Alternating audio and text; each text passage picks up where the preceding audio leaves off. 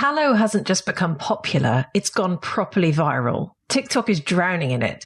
And the hashtags tallow talk and tallow skincare and beef tallow have pulled in millions of views as creators whip and melt and smear tallow into every imaginable routine. And searches for the term beef tallow skincare jumped by 180% last year, and the momentum has only accelerated. It's one of those rare moments when an ingredient leaps from obscurity to obsession almost overnight. But here's the twist that no one seems to be talking about. While tallow gets all the headlines, it's not the only animal fat riding this wave. Behind the scenes, lard, I'm talking about pig fat here, is beginning to capture attention too. It's starting to appear in balms and soaps and small batch skincare, often from people who stumbled onto its performance by accident and then became evangelical overnight. The revival isn't just about cows anymore. It's about rediscovering a whole category of ingredients that we abandoned long before social media existed. So what's really going on? Why are animal fats back with such force? And why is lard suddenly entering the conversation after decades or maybe even a century of being dismissed, avoided, or simply forgotten? Today, we are going to peel back the trend, explore the chemistry, the culture, the hype, and the slight discomfort, and ask what formulators and shoppers actually need to understand before they jump in and start using pig fat beauty.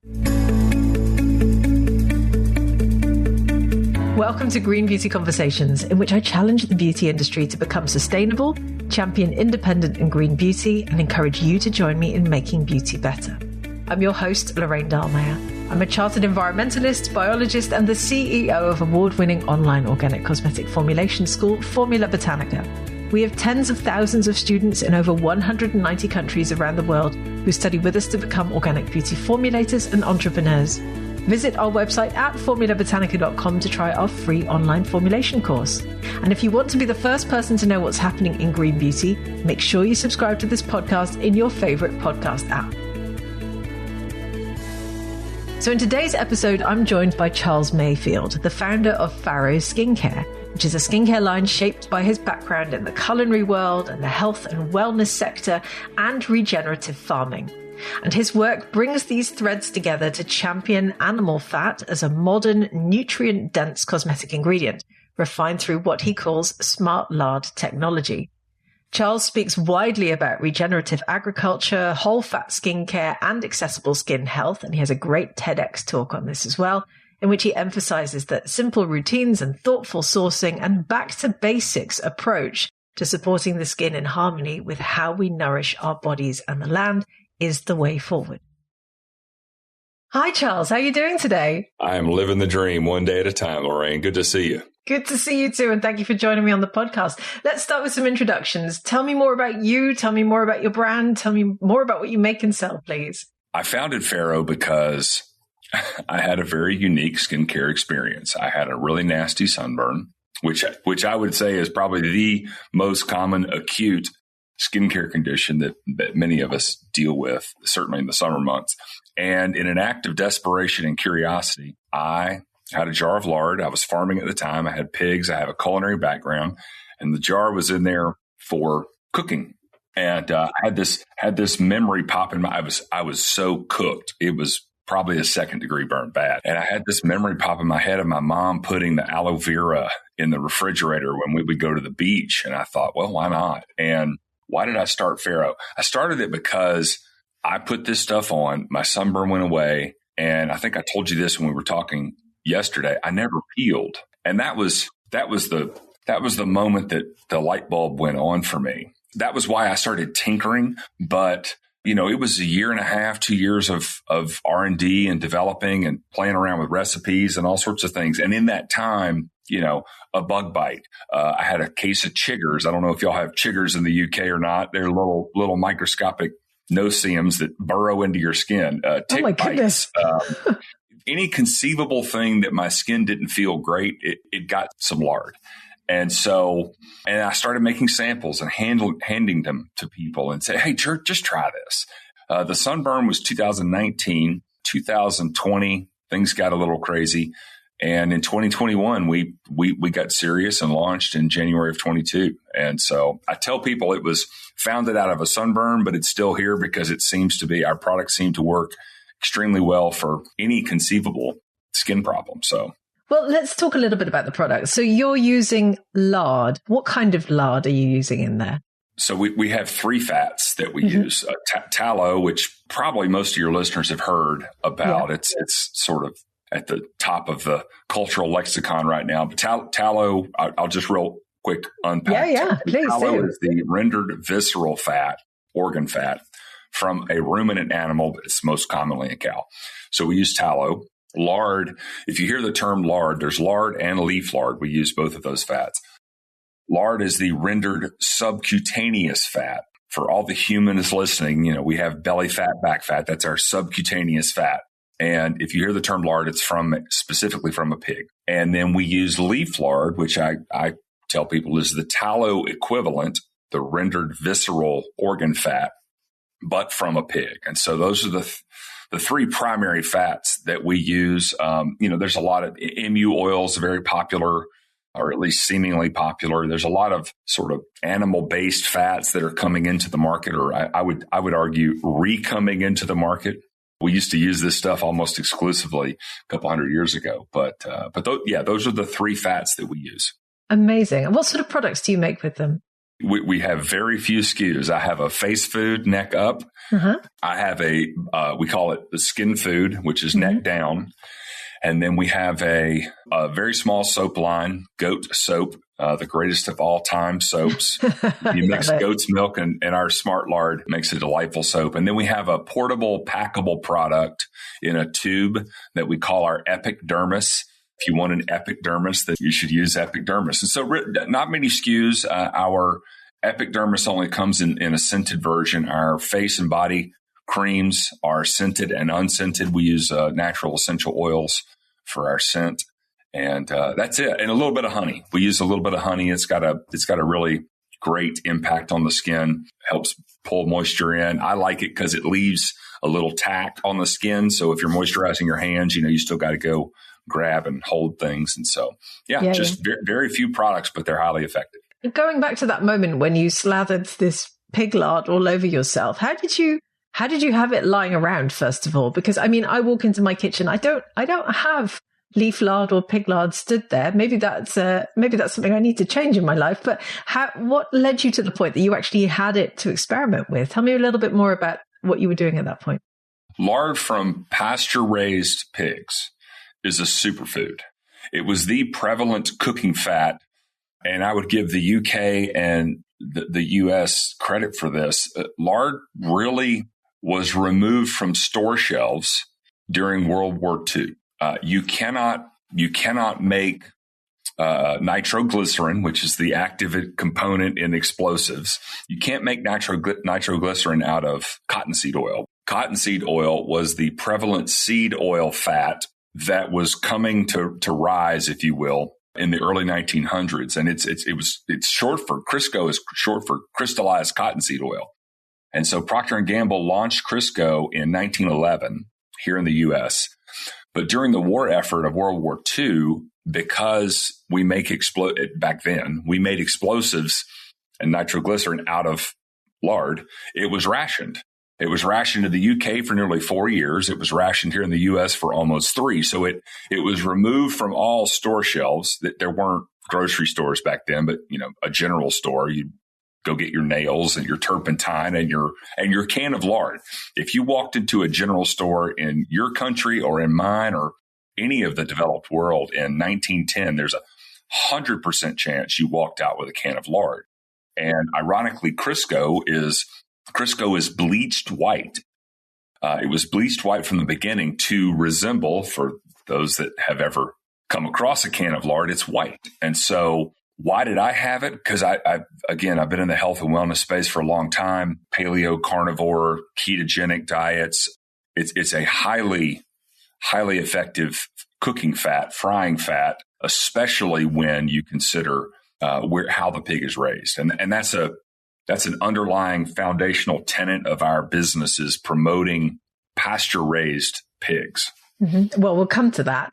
Tell me a little bit more about your farm at the time, because obviously you were farming pigs, which is obviously why you had the lard as well. How did that all sort of come together to the point that you decided to create your skincare brand out of it? Well, I found the paleo diet in 2008 and started paleofying recipes. I'd been a never classically trained chef or anything, but I had been converting traditional Southern recipes that are fat laden and grain laden. I'd been converting them into paleo friendly recipes. And the paleo movement, it went from, okay, what foods are you eating? And then the narrative around that sort of shifted toward where are you getting your food? How is it being raised? It's an animal-based diet. I know we can talk about that. But, the health of the animal and the impact that animal is having on the ecology, the land, is very important. And so paleo introduced me to regenerative farming. And I grew up agriculturally adjacent to a farm. My family was in the dairy business. And I'd never really gotten the farming bug, if you will. Man, I took a trip at Polyface Farms in Virginia. Joel Salatin and his family, they were, if you're familiar with Michael Pollan, he's an investigative journalist and writer. He wrote a book. It's a fascinating book called The Omnivore's Dilemma. I think it's probably 20 or 30 years old at this point. The book sort of unpacks ethical eating and various things, the dilemma that an omnivore, I can eat anything. Where am I going to get my food from? And Joel was the featured farmer. So I had read about Joel through the book, and I went to see his farm in 2013. And I mean, it's just, I've been to several farms in your beloved country, green pastures and animals out on the land and all the things. And so that it got its hooks in me in about 2013, 14, 15. And so in 2016, 17, I had started farming, and I knew healthy pork because I was raising them, and you render the fat and you have the lard, and, lo and behold, I was cooking with it. So that's why I can't go to a grocery store in my little town here and find lard. It's very hard to find. But so why do you think animal fats, tallow in particular, is having such a resurgence at the moment? I mean, we've seen massive growth in the number of people talking about it on TikTok and other platforms. What suddenly led to this change in the movement? Because you're right, you can't just walk into the shop and buy lard easily. What's changed? I believe that it's driven by the food industry first and foremost. Now, the skincare industry and the food industry share a lot in common. And candidly, Lorraine, I believe the human species has reached a tipping point as it relates to the level of toxicity that we can metabolize and handle. Skincare, food, you look at some of the preservatives and the various chemicals that are allowed on and in our body. And we've reached a tipping point. I mean, look around, people are overweight, they're sick. I just gave a talk, and, go to the National Eczema Association, the rise in the developed world, the rise of chronic skincare conditions is, 6, 7, 8% every year per annum. In a world where you have more dermatologists, more products, more of everything, that doesn't sync up. And so why animal fats and their prevalence? Well, they're relatively clean, especially I would say tallow, due to the nature of its visceral origin. So much like the placenta protects an unborn child, well, your organs are wrapped in a viscera, in a sac. And so, whether it's a cow or a human, when we eat things, when we're exposed to the outside world, we metabolize those things and we store them. There's no pathway to take external, positive or negative, external stimuli or nutrients and store them in our visceral fat. And so one of the reasons I believe tallow is leading the charge, if you will, is because we have plenty of it. Globally, we eat a lot of beef. Most of the textile uses that animal fats were used for at the turn of the century and really up through maybe the 40s, 50s, 60s, back to World War II, most of those uses now have been replaced by industrial waste products, mostly from the petroleum industry, a lot of seed oils, various things. And so it's fat and it's there. We're not using it for all these other purposes. And so I'm hesitant to say it's cheap, but it's certainly available. And so it's healthier, it's cleaner. And, when it comes to skincare, I find myself saying this all the time. We're an animal. I'm not here to disparage coconut oil or olive oil or any of these. So you have petroleum on a spectrum. You've got, I say bad, good, better, best. Well, over here in bad land, I would say are any petroleum derivative. Skincare, back to skincare, is an oil-based or a fat-based industry. And so you've got petroleum derivatives. Then you've got a lot of these seed oils, which it's, grape seed oil. Well, that sounds great. Grapes taste awesome. But if you look at the process by which they derive that oil, it's high heat, high oxidation. So you've got seed oils. And then you've got, I say, plant-based fats, so bad, slightly better, good. We're getting into plant fats, olive oil, coconut oil, shea butter. These are all. And then out here on the other end of the spectrum is animal-based fats. Funny enough, the skincare industry was an industry for the elite for many years. Follow me here. If you were cooking your own food or hunting your own food. Okay, so you've got the hunt and gather, and then you've got the prepare, the evisceration, the butchering, the cooking. If you were doing that 150 years ago, your skin was viscerally in contact with animal fat all the time. Yeah. If you were lucky. And as the people, if you look in the history books, the people that needed skincare the most were the elite because they had the money to pay someone else to cook their food, hunt their food. And so their skin was denied this most nourishing of fats, contact with it on a regular basis.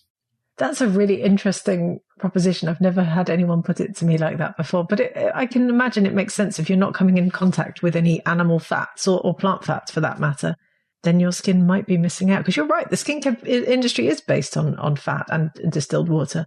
How can you make that comparison between plant fats and animal fats? How do you know that one is better than the other? Well, for starters, we're not a plant. Your skin is your largest organ. It does eat things. If you've ever accidentally rolled around in, say, poison ivy. Do you have poison ivy over there? I think it might be specific but I know what you mean. A plant with oil that you come in contact with and your skin doesn't like it. And so there is some scientific data around this. In fact, in 2023, Metabolomics did a study on human sebum, the oil our glands produce. They found that, it was super rich in triglycerides and free fatty acids. They specifically noted, I know in that study, that palmitic and oleic fatty acids were essential to skin barrier protection and moisturization. So the oil that our glands is producing is high in palmitic and oleic acids. Well, if you start looking at that menu of fats and oils, couple things. One, and this, skincare is a pH-based business. It's a lipid-based business.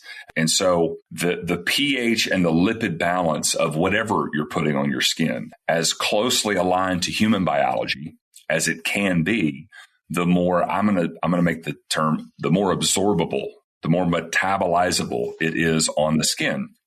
Intuitively, animal fats would be a superior ingredient to use in moisturizing the skin. And then you sort of get into the pecking order of what's most absorbable.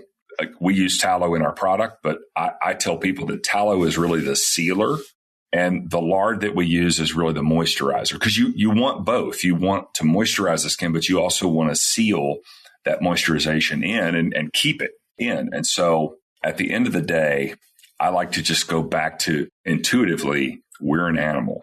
And so our biology is going to recognize that biology, which is going to make it more absorbable. I understand. It's interesting because so many plant fats, when people talk about them, they do say, oh, and this mimics the human sebum, for instance. So we are always making that comparison. It would be interesting to read more data about it. But moving on, you talked about something earlier. You mentioned a word, smart lard, which is also something that features on your website. What is it? Tell me more. Smart lard is a trademark term. I'm the first lard game in town. So there aren't many lard-based brands, again, pig fat. But yeah, I trademarked it because I'll use this term, certified organic. Certified organic, if you're going to have a product that's certified organic, you have to go through a process and, there's accreditation and various things. With pigs, because they are a monogastric omnivore, just like us, we share so much biology with pigs. We could talk about the medical field and how much impact they've had there. But how you raise a pig is critical to the quality of the fat coming out of that animal. And so Smart Lard was my way to protect the consumer in the event that if this lard thing takes off, I want the consumer protected, because not all lards are created equal. I do not source a single ingredient from any industrial-based farm. I'm hesitant to even call them a farm, a CAFO, a concentrated animal feeding operation. None of my lard comes from any of those, none of my tallow either, but you have to raise a healthy, happy animal because you're raising them to consume them first and foremost. And then I'm taking I hate to say it, I'm taking the waste product from that animal. It's not a waste product, but today it is. And so I want my product to be of the highest integrity. And so in order for that to happen, the animal has to be raised properly. And so Smart Lard is my way of, it's my stamp on a product, a lard-based product that says this fat came from a healthy, happy animal that had one bad day and tasted delicious and nourished us, and also in the process healed the land, restored the ecology, all the things that regenerative farming, to tie that back in, all the things that regenerative farming do for our landscape and our air and our water, all of those things are all bundled up into our products. Okay, so in terms of regenerative farming, how does it affect the quality of the lard itself? Because you're right. I mean, regenerative farming as opposed to large-scale industrial farming, if, as you say, you can even call it that, there are many obvious differences. But how does it change the quality of the lard itself? The best example I can give you, so pigs metabolize vitamin D from the sun exactly the same way humans do. If a pig's not raised on pasture, if it's denied access to the sun, so not raised on pasture means raised in a house, no sunshine. It's had nothing to metabolize and store. And, vitamin D is a big component of skincare. You got A, C, D, although the vitamin C thing's kind of coming under some scrutiny now, whether that's as important. But yeah, so a pig in a healthy environment is going to metabolize and store any excess in its subcutaneous fat, just like a human. And so if you want the lipid, and here's the other one, the lipid balance. So ratio of omega-6 to omega-3 fatty acids. You can't get one without the other, but you can, what you want is an optimal omega-3 fatty acid. A good ratio is 2, 3, 5 to 1. So if I had one molecule of omega-3, I don't want more than 5 or 6 or maybe 10 molecules of omega-6, because omega-6 is the pro-inflammatory. And again, we're putting this on our skin. It's eating it. We don't want our product to, on a microscopic level, promote inflammation. We want it to fight inflammation. And so 2019, Practical Farmers of Iowa did a study, and they compared industrial raised pork to pasture pork, found the omega-6 to omega-3 fatty acid was substantially better. Lorraine, you know this intuitively, like you're a human being. I need sunshine. I need fresh air. I need exercise. I need good food. I need some friends. All of those things are packaged into what makes a human healthy. And so we want the quality of the fat to also be tied to the quality of how the animal is raised and the impact. And so all of that is factored into where we source from. I understand. And of course, industrial farming often brings in antibiotics as well and all sorts of things that our animals could probably, hopefully do without. So that makes a lot of sense. Let's talk about how people view lard. I suppose it carries some cultural baggage. When you talk to people about this, what misunderstandings do you most often encounter about lard? Well, let's see. You've got the religious component. A number of major religions globally aren't big fans of pork. Yeah, true. Which I can unpack that one briefly. So, have you ever eaten pork tartare? I have not. No. That's because it's not offered. Pork is a monogastric omnivore. You have to cook it or cure it. If you You can beef carpaccio or beef tartare. You see these on menus in many fine restaurants because of how a ruminant herbivore metabolizes its environment and stores. It has a different, I'm going to call it a pathogenetic load. Pigs, just like humans, we can pick up all sorts of different viruses. Trichinosis is the most common one associated with pigs. And again, rewind the history books, 10,000 years ago, we didn't know that you had to cook something.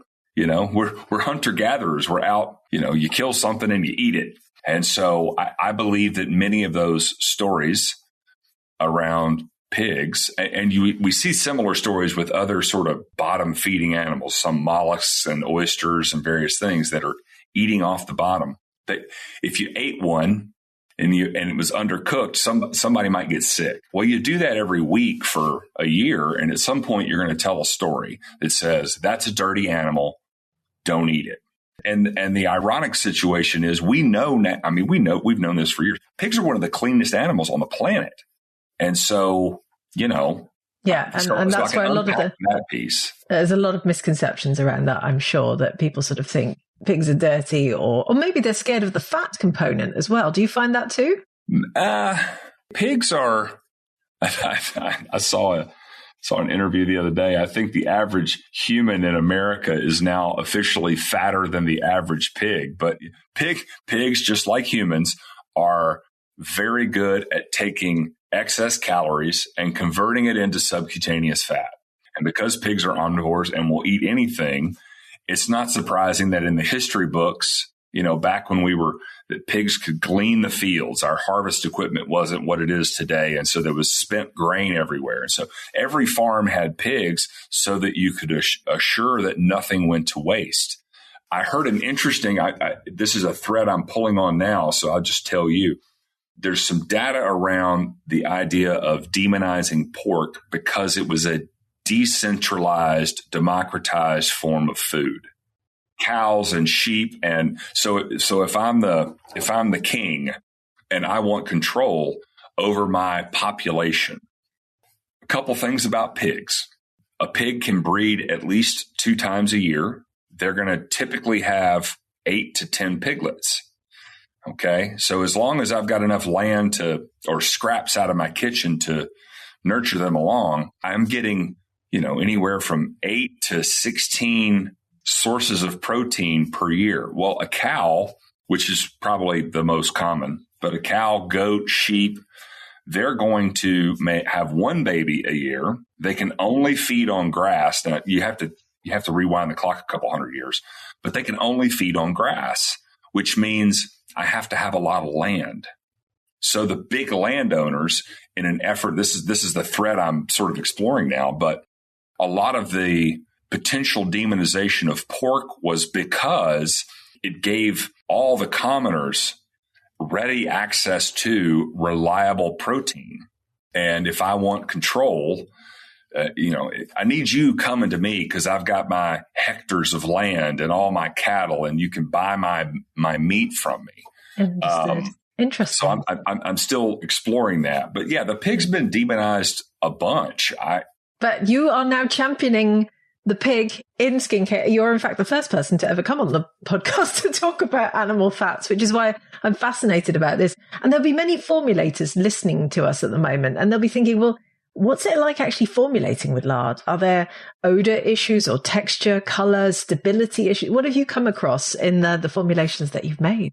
It's a great question. Well, I'm not much of a formula. I mean, we don't use any water in any of our products. Now, I did show you this yesterday. We're working on some emulsified products now, and I would say for the formulator I'm working with so far, it's been a delight to work with. Smell, odor, I love that one. Everyone thinks that my creams are going to smell like bacon because bacon is probably at this point in time is most people's only visceral experience with pig fat is rendered bacon drippings. And so cooking bacon is what's called a dry rendering process. You're also cooking meat with the fat. And so, and of course your bacon is cured and salted and all sorts of, there's usually aromatics in there. And colorants. Our products do not smell like bacon. I think tallow is a more odorous fat than lard. Okay. Both of them smell fine to me. Mm-hmm. It's how you render it. We wet render and what does that mean? Wet rendering. So you put a little water in with the fat so that it doesn't burn. Okay. Because burning is odor.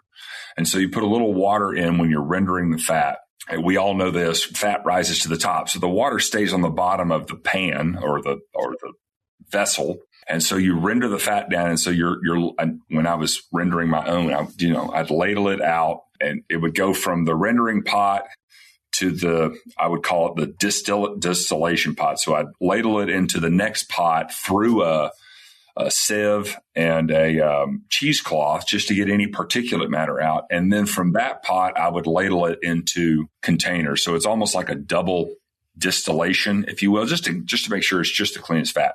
But yeah, it's low temperature. You don't want to overcook it.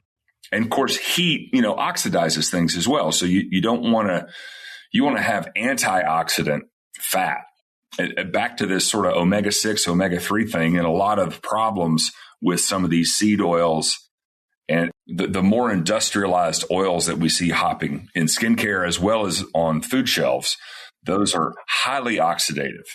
And so we want antioxidant skincare. We want antioxidant fats to cook with and consume. Yeah. And so, that's a big component. What's the shelf life of lard typically? Because what you're talking about sounds familiar in terms of coconut oil, cocoa butter, a very high antioxidant properties. So they have longer shelf lives, whereas some of these very niche plant-based oils can often have an incredibly short shelf life. So where does lard sit in that?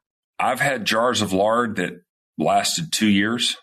This needs to be a temperature controlled environment. If you leave this stuff on the hood of your car, it's going to oxidize quicker. But and again, Lorraine, I like to scream back to intuition. We had no refrigeration, no vacuum sealing, nothing in 1910. And there is a 100% chance that you were cooking with or you were buying. I did a presentation last year. You can find them today, antique lard cans. I have pictures. My cousin collects them. I have a picture of a 55-pound, I think it's like a 5-gallon bucket of lard that was sold, 100, 150 years ago. And my first question is, how long was that lasting? I don't know. But it seems to have at least a 1-year shelf life. I would caveat that with, how is it stored? Yeah, of course. But it's the same for any cosmetic ingredient. They obviously need to be stored correctly. That makes perfect sense. Let's go a little bit controversial for a minute. We will have a lot of listeners who are right there in the vegan cosmetics movement, and they're listening to this going, but lard is a byproduct of meat production. They might be uncomfortable with animal-derived ingredients, even when they're upcycled.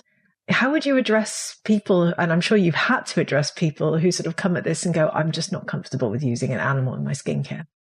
Yeah, well, let's start with what we agree with. And I'll speak directly to sort of the vegan vegetarian community. We all agree that an animal should live a healthy, vibrant life. I could not agree more. And, this is one of the problems, I suppose, as a regenerative farmer for years, I have been attacked by the vegan community. It's frustrating because here I am giving this animal, it's very bad. Everyone wants to talk about the death of an animal. No one wants to talk about the life of an animal. There's a little bit of hypocrisy in the skincare world. I'll give you one example. I applied for the Leaping Bunny. Are you familiar with the Leaping Bunny? Okay, so the tenet of Leaping Bunny, which I am 100% behind, is that no animals should be used in the testing of a skincare product. Agreed. You should, first and foremost, you should be making products so clean and efficacious that they don't require it. But we all agree we shouldn't be testing skincare products on live animals. Well, I don't do that. So I submitted. I was denied my application. They reference subsection 12 paragraph 6 of the agreement and so, it was frustrating. I was expecting them to say that because I make my products out of animal fat. But here's the hypocrisy. So on their website, they openly brag about bovine I can never remember the whole name. So the skincare industry and Leaping Bunny promotes taking the eyeballs from dead cows and testing skincare products on them. Here's where I can't square this, which, by the way, I'm for that because people are eating beef. Let's not waste these eyeballs, right? Let's use them. And if they're replacing a bunny or some other live animal for testing of products, I'm all for it. But the hypocrisy of we can take eyeballs from dead cows and test products, but you can't take the fat from a dead animal and make a product that's so clean, I don't need to test it on any animal. And so there's a little bit of a hypocrisy there. If you eat whatever you want to eat however you want to eat. But there are two things extremely wrong with the vegan ideology. One of them is that it's somehow better for the planet. I just quoted this. I think it's the Sentience Institute did a study and estimated, we're all guessing here, but they estimated that 1.8 billion wild animals are killed every single year in our country due to crop agriculture. And if you've ever grown a garden or grown plants, if you've ever taken part in that, you are destroying habitats. You're killing. It's not a bloodless diet. Veganism by no means is a bloodless diet. And then couple that, it's the chemicals and the fertilizers and the things, it's destroying our ecology. And, I would point people to the Savory Institute as a great example of taking livestock and restoring and regenerating the soil and the earth. And so it's not a bloodless diet. I don't believe that veganism is necessarily a great diet for the planet. But again, you eat however you want. But just understand, I like to focus on the animal's life. And my pigs and my cows, they're not mine anymore. I've outsourced our resourcing, but they need to have one bad day.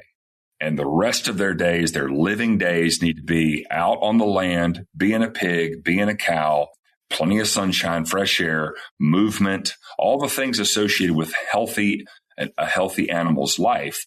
And then we, in a very honorable way, take that animal's life.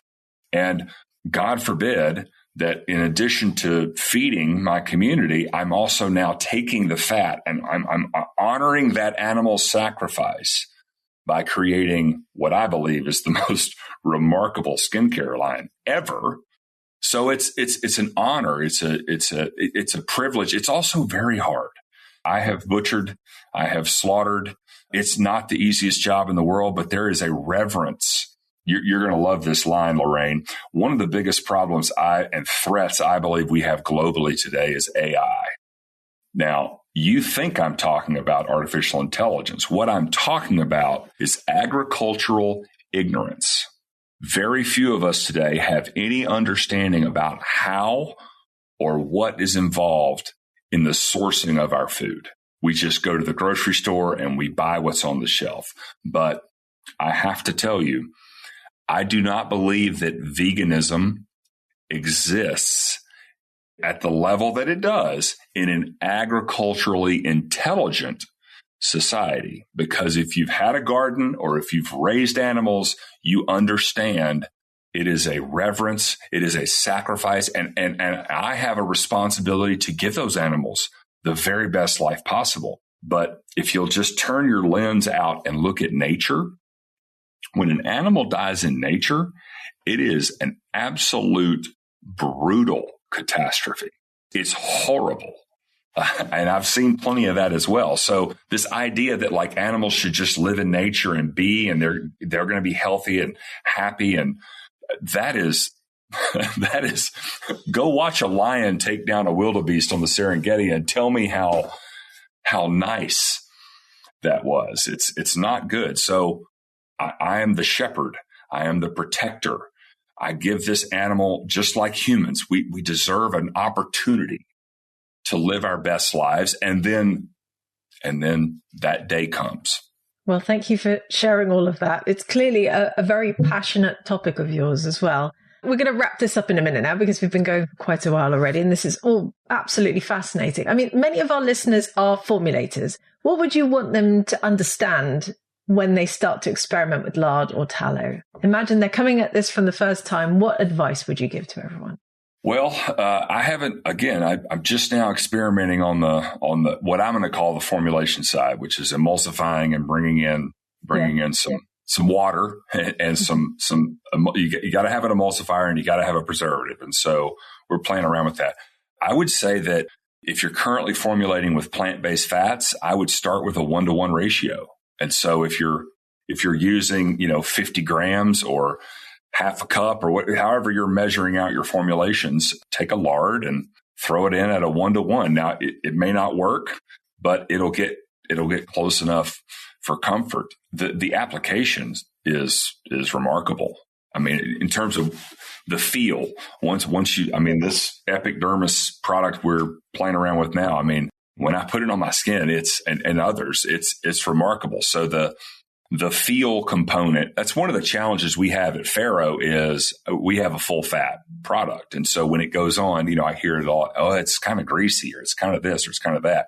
Most people are used to that wet cream. Yeah. And so that type of textural experience is what most consumers are used to. And so there's a little bit of a hurdle for us to get people to try ours. And of course, the first thing they'll do is they'll put too much on and then, they look like a greased pig, so to speak. But yeah, for your formulators out there, play around with it, tinker with it. I mean, it's a remarkable fat. It's very stable, sourcing. I would encourage them to try and source. I guess if you're experimenting, you could play with like an industrial lard.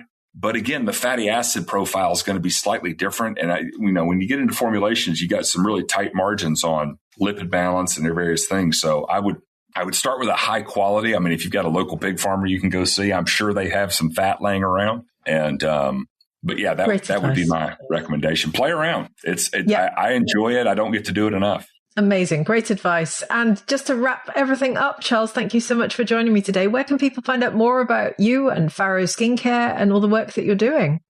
Well, thank you. Our website is farrow.shop, and I have to spell it. FARROW is our website.